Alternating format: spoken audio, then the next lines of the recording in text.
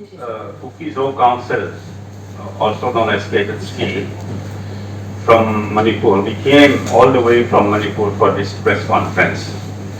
Um, we are the people from the ground where there is some conflict in Manipur. So rather than you hearing from other sources, we thought that it would be better and wise if you hear it straight from the ground. That's why for this purpose only we came all the way from Manipur. Equal justice, humanitarian intervention, and an expedited political solution. At the end of the press conference, we have a press handout, which we will give it to all of you. There's enough copy available. So whatever, each one of you can take a copy of this. The purpose of this press conference is to draw attention to the government of India, the government of Manipur, the security agency, as well as the media houses and the people of India, to the immense suffering that the Kuki-Zo people are facing in Manipur. We would like to appeal to each one of you as well as to the government of India to ensure equal justice, security and equal protection for the Kuki-Zo people. It's been 3 years we have suffered in the conflict which happened in Manipur way back in May 2023. I believe most of you are aware of the fact that the Kuki-Zo and the Métis had conflict in Manipur. So, in the process, the Kuki-Zo people are suffering immensely. We have lost about 250 persons dead. More than 300 villages are burned. More than 350 places of worship have been desecrated, and more than 50,000 displaced people. And currently, Kuki-Zo are facing another conflict with the Nagas of Manipur. So in Manipur, basically, there are 3 major communities. 1, the Métis, 2, the Nagas, and 3, the Kuki-Zo. So the Kuki-Zo are now facing 2 major communities in Manipur. So you can imagine the kind of difficulty and hardship we will be facing. That's why we make it a point to come up here and talk to you people, to the media persons, face to face, so that you hear it straight from us. And the past 3 years of the conflict, we have suffered tremendously, and there are a lot of violations of our fundamental rights, and we've been denied the right to essential commodities also. We are denied medical services. We are denied food supplies. So these are the few highlights I can bring it up to you. So I will touch upon 3 major points. The first one is continued violence, loss of life, and human rights violation. When you look at the media, the newspaper, you only hear about people talking about the 6 Naga hostages. Everyone is talking about the 6 Manipur Naga hostages and nothing more than that. People do not know the suffering that the Kuki-Zo are facing. So we would like to point out that the Kuki-Zo also, within this year itself, within these 5 months, starting from March till July, there are 15 Kuki-Zo who died in the hands of the suspected NSCN Muiva as well as the Zelengong Front Kamsung group. And more than, I think, 14 villages, Kuki-Zo villages are burned by the armed groups of the Nagas of Manipur. So people are not focusing, or we are not getting equal attention or the kind of focus which we should be getting. People only, like I said, people only talk about the Nagas hostages. I am sure you must have heard about the 3 pastors that have been killed in an ambush. So that story has died down. So even before these 3 pastors were killed, 4 Kuki-Zo were already killed by the armed groups of the Nagas. Even just yesterday, there's an incident in ID Road of Kangpopi. One farmer, his name is Hawlal Singh Sit of Gokazang village in Kangpopi, was killed yesterday. He was working in his paddy field and he was shot dead. Also, because of the villages burned by the armed groups of the Nagas of Manipur, I would like to highlight one particular village, which is Lekot village. They do not have any place to live, so they have to resort to the nearby forest because they are scared to go back to the village, and their homes will be burned, so they have no option but to spend the night or spend their time in the forest. I would like to come to the genesis of how this Naga and Kuki-Zo conflict started. Of course, in 1990s, there was one conflict that was kind of stopped, and then this year it started again. So it all started in the month of January 2026. A village named K.Songlung from Kangpopi district was burned by armed groups of Nagas of Manipur. So it started from there. It does not start from the 6 hostages or the 3 pastors. It started from the burning of K.Songlung in Kangpopi. So the Kuki MP Manipur, who is here on my left, they negotiate with the United Naga Council, UNC, to resolve the matter. But unfortunately, while they were working to resolve the issue and come up with a peace negotiation, after a few days, in the month of February 2026, there was an issue in Litan Saringkong. You must have heard, because of the drunken brawl, there was some issue. There was one drunk person. He created a problem, and because of that, there was an issue. So the villager tried to resolve the matter in a traditional way. However, the matter got escalated, and the Naga side did not want to negotiate for peace, and in the process, they had burned down some Kuki houses. So because of that, the peace negotiation or the peace initiative taken by Kuki in Manipur and the UNC failed.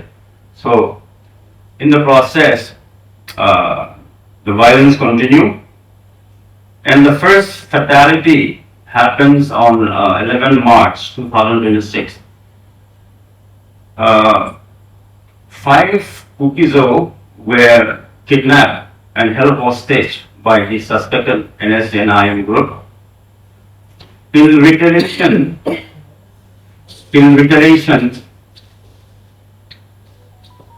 the Kuki-Zo side also detained detained 21 Nagas as a retaliation. So there was a lot of pressure from the government side to us. So we were requested to release those 21 detainees, and in the process they will also release the five KukiZo which the Naga detained. So we agreed to release the 21 hostages, and we did release them. But the next day, out of the five KukiZo detainees, two of them were killed by the Naga armed groups. So that was the first fatality suffered by us.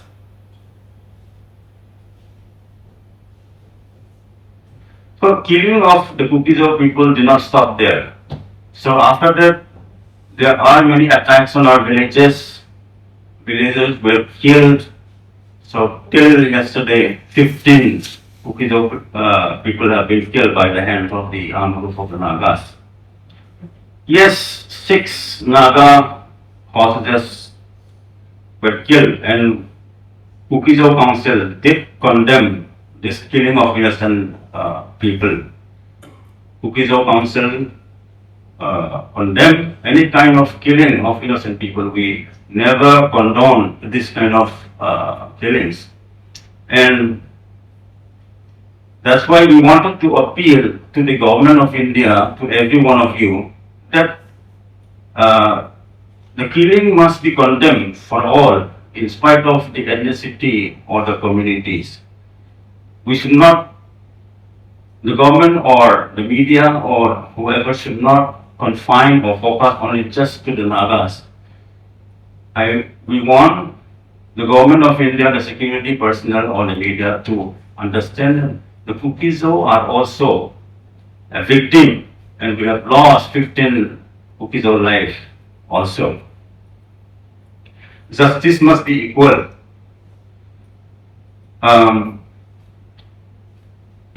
It's reported that the security operations are done only to the KukiZo areas, and no operations are done in the Nagas areas. So we request both the security and the media house to report and handle equally. And the killing of this 15 KukiZo people do not receive the kind of attention, the kind of urgency, and the media coverage it deserves. Justice must be equal. This is our appeal to all of you and to the government of India. With that, I would like to come to the second point, which is the denial of healthcare and equal access to medical treatment. On 15 June 2026, 3 KukiZo youths aged about 18 to 20 years who sustained serious injury from the attack of the Naga arms group, and the security forces brought these 3 youngsters to the nearby hospital, which is in Imphal, to the RIMS, Regional Institute of Medical Science in Imphal. There was a huge protest at the hospital saying that KukiZo should not be treated in this hospital. They were denied treatment in a government medical hospital. There was a huge protest from both Meitei and the Nagas. Eventually, the security forces have no option. They have to take them out and bring them to Chanpur District Hospital in the middle of the night. So, this is deeply disturbing. Medical treatment denied. This is a gross violation of our fundamental rights. India is a democracy. All citizens are equal, and medical treatment should be given to everyone despite their races or community. However, in Manipur, KukiZo people are denied medical treatment. This is the kind of discrimination we are facing in Manipur. So please understand the kind of discrimination that we have faced from the majority community, Meitei and Nagas. They denied our medical treatment, they burned our houses, they kill us, they burn our place of worship. So, there is no security for the Kuki-Zo people in Manipur. All this reinforce the urgent need for a political solution for us, so that our safety, our dignity, and our rights are protected. With that, I would like to go to the third point, which is the blocking of essential commodities and the restriction of movement. Kuki-Zo people living in Kuki district, Ukhrul and Kamzong district face severe hardship due to the disruption of transportation and supplies of food. Supplies, Kampopi town is adjacent to two Naga areas. One is Senapati and one is Namdilong. So in these two places, they have blocked the movement of supplies. So no food, no supplies, medicine, essential commodities entered Kampopi districts. Also, I would like to highlight in Kamzong district of Manipur, Chasar and IC village, these villagers are not allowed to purchase food from the Nagas community. Even if they have money, they cannot buy. If they need a bag of rice or some dal or anything, they were denied. Also, I'd like to point out that Kotlin and Leilon areas in Kampopi are cut off from the supplies. They do not receive, ever since the conflict with Naga, they do not receive any kind of supplies. Like I said, supplies going to Kampopi are stopped in two places, two Naga places, which is Namdilong, which is Imphal West area, and Senapati districts. So denying someone the basic necessity like food, medicine, essential commodities is denying someone the right to live. It's like we are not allowed to live. It's like a slow killing. If you stop supply of food, how will someone survive? Right now in Kampopi, half-baked rice costs is 3,500. 1 liter of petrol costs is 250. Gas cylinder costs from 3,000 to 5,000. So this is the kind of situation we are in. I would like to question the security forces. Here, in Namdilong and Senapati, only few villagers are blocking the transportation of food supplies. Why they are not able to disperse these villagers who are stopping the supplies? Is the security force siding with one community and denying food to another community? So this is a big question that we raise. Why are they not dispersing or stopping this villager who are stopping supplies coming to us?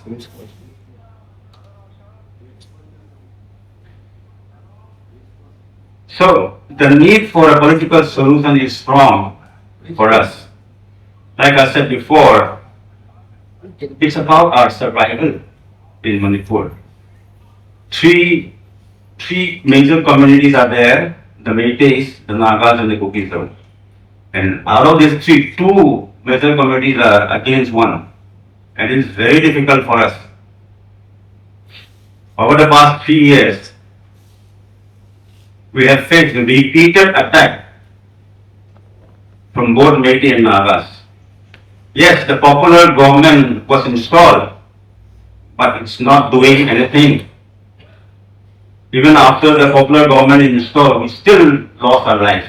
That means the government is not doing anything. The government is not able to, the Manipur government is not able to protect our life.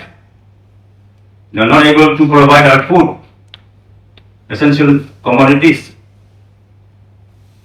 Our people have been killed, homes been destroyed, places of worship been burned down. That means it's like there's no government. We are denied medical treatment. We are denied food, medicine, and other essentials.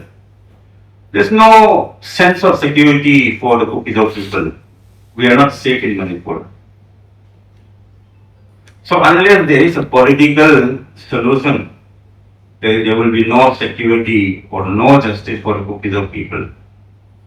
That's why we request the government of India to expedite the political talk which is going on with our SOO groups.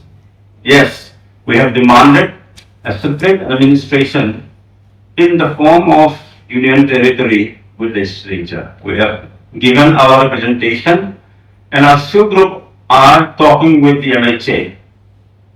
So unless the government expedites some kind of solution for us, we will continue to be killed. Our villages will be burned, houses will be burned. So our earnest request to the government of India is to expedite this political solution.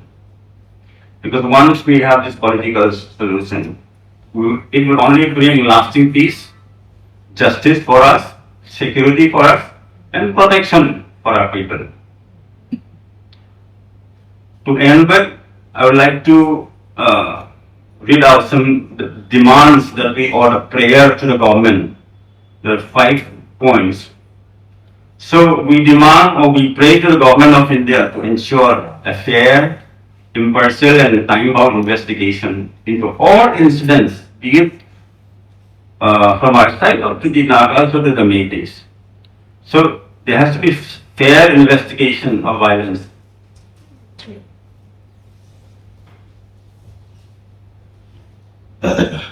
And there should be a guarantee, point number 2, there should be a guarantee that there should not be any kind of obstruction for any healthcare services for all citizens to ensure the safety of Kuki-Zo patients seeking treatment in public institutions. We request the government to open all blockades, ensure uninterrupted movement of foods, medicines, fuel, and other essential commodities. Point number 4,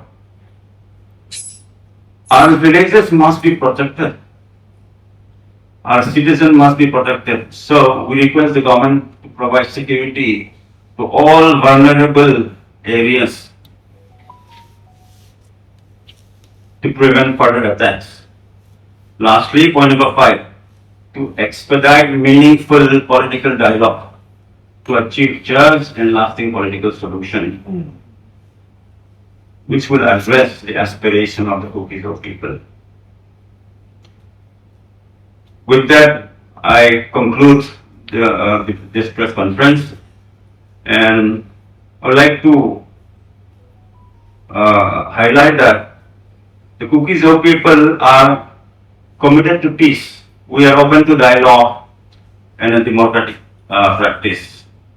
So we seek intervention of the government of India to uphold justice, protect our constitutional rights, and ensure security and dignified future for our people. With that, I ended my part. My colleagues, if they have anything to share, I would like to open the table for them, after which I will continue again. Well done.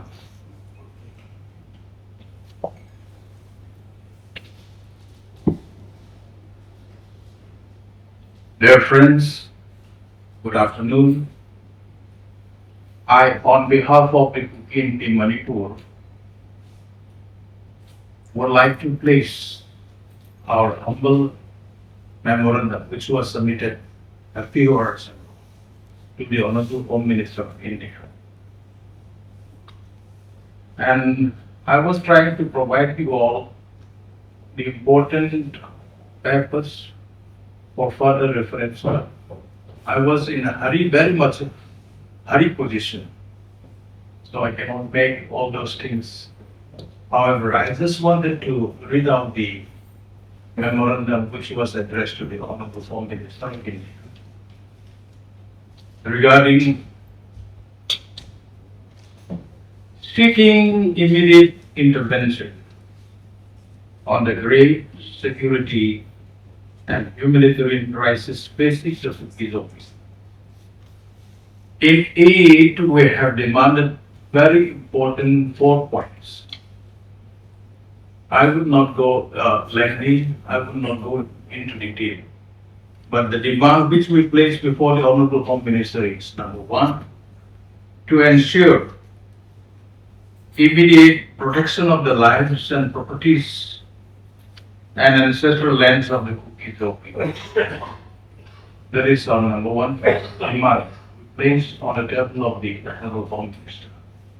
Number 2, to direct a thorough and impartial investigation into the killings, village burnings, and all acts of violence, and bring every perpetrator, conspirator, organization to justice in accordance with the law. Number 3, to ensure the immediate restoration of humanitarian access and uninterrupted movement of food, medicines, fuel, and essential supplies to all affected areas of the country. Lastly, to take precisely constitutional and administrative measures to provide a durable political solution that guarantees the security, dignity, and future of the Kuki-Zo. In addition, I have been enclosing the earlier memorandum which was submitted to the Honorable Prime Minister of India, Home Minister, and then even to the Honorable Chief Minister of Manipur, and also to Director General of Police, Government of Manipur, DC, the concerned Deputy Commissioner of Kuki. All those copies are available with me, but not in much. I think 1 copy, if you could kindly share together, I can hand over 1 copy to the press friends. Thank you so much. It is almost all the same with the demand of the KZC. However, since I've been here, I just wanted to make you understand that Kuki in the Manipur is also demanding the same, and similar representation has been given to the Honorable Home Minister. Thank you so much, all for taking the time. Our chairman would like to say a few words. Thank you, friends from the media and electronic media. It is a great opportunity, and I'd like to thank on behalf of the Kuki-Zo Council that we could have a press meet today. Actually, all the problems, the atrocities which have battered by the Kuki-Zo, also by the Nagas, as well as the Mayans. In fact, it is the same, then we counter ourselves. That I do not deny. But the main problem is that the mainland India, what is hard is that after killing of 3 pastors and injured 4 of his company, then I've already made a statement in that regard also. Also, I would like to point out that even our pastors and 4 were injured.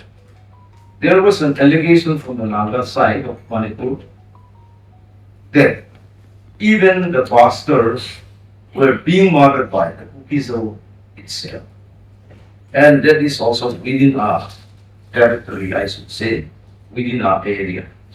So if that is the case then, so if there is an allegation that we ourselves, the Kuki-Zo itself, kill those pastors and injure those pastors, then my apprehension comes to this point that even those Nagas who have been murdered should have been killed somewhere and placed in the Kuki-Zo areas. There is one thing. However, let us keep it like that. One thing what I would like to say, we are peace-loving people, and then would like to have a peaceful dialogue, a peaceful settlement, a peaceful solution by way of dialogue, meeting. But at this point of time, even the KZC, the Kuki MP, who is the coordinator of Kuki-Zo Council, coordinator of Kuki-Zo Council, they have approached, we have approached the UNC, the NPO, but it's of no use because they are being directed by the higher authority that you can make it up. Now, we are in no position to go and talk to them. And as for the meeting, earlier, we had a meeting here in Delhi during AK Misra's time. And then Fox and Amko came. But Kokomi, who had declared war against us, did not turn up in the meeting, and we could not make any deal or understanding in that regard. Even now, wanted to talk to the Nagas as well, wanted to talk to the Meiteis, wanted to talk to the government of India, and have a peaceful dialogue and solve our solution. On top of that, I'll just repeat, we are really in a bad state. See, for example, deny purchasing of food items by councils of group and council. So, with great difficulty, KZC talked to the governor of Manipur, and hardly they could get 10 bags. In IC, they are in a grouping, some few bags. In FICO, some few bags. One thing, what I'd like to tell my fellow friends of the press, recently, Lake of Numba subdivision was burned down. They thought it was so surprised, we are not aware of it. And later on, I was told, and KZC was informed about their presence in Mukti Khulin, where 2 camps of the IMZ had been set up. That is 2 days before the burning down of Nungthuk village and Homul village. Then what they say is approach the security, but of to no use. Excuse being heavy rain. So such is the condition what we are facing. And then they burn down those 2 villages again. Till now, I've been asking for security to be deployed and stationed in Lakot and in Lompi and in some other vulnerable areas also. Therefore, as we've met the interlocutor, Ajit, and then we've informed about this also. And that is what we assure us is that they'll provide deployed security in the vulnerable area to give us the names, villages, or the name of the villages, and then somewhere, like foods, everything. They thought we'll give it some time later. And that is why our voice has not been heard for the past 3 months. Only for Twitter, some of them will come up to Churachandpur, Kangpokpi, and then left again. Actually, all decision has been taken in Imphal. Media house is in Imphal. We could not access Imphal. There is the, where you could not get proper information of the ground. That is exactly why, as Ginja has mentioned, that we have come all the way from Churachandpur, Kangpokpi, and just imagine, Huazang, Jangle, they came by Casper up to Churachandpur, and from there to Aizawl and Aizawl to them. So for this purpose, to meet our media friends here, so that you could write what the plight of the KukiZo at this juncture, what we are facing. Thank you.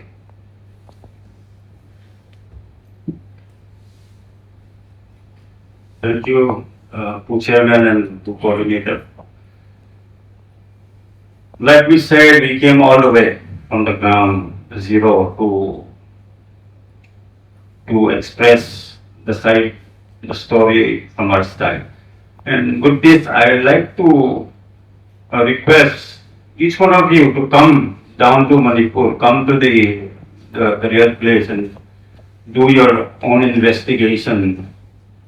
We will be there to assist you, and we would like to invite you to come and see for yourself in Manipur.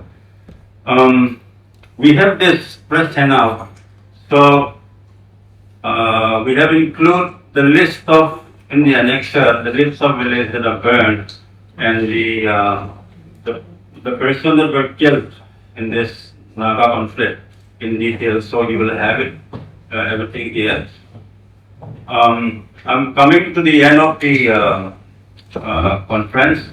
After the press conference, there will be a high tea available, so I want you all to enjoy the tea. And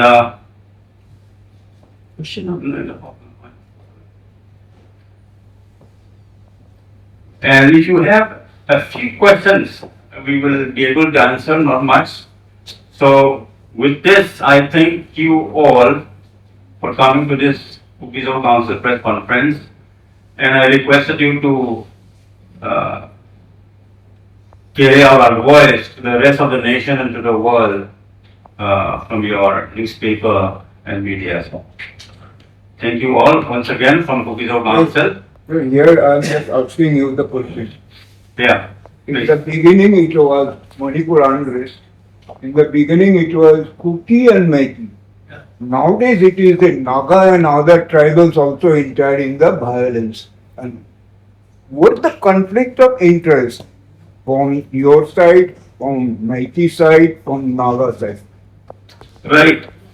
Actually, as you all know, we had a conflict with the Métis, and we don't want two conflicts.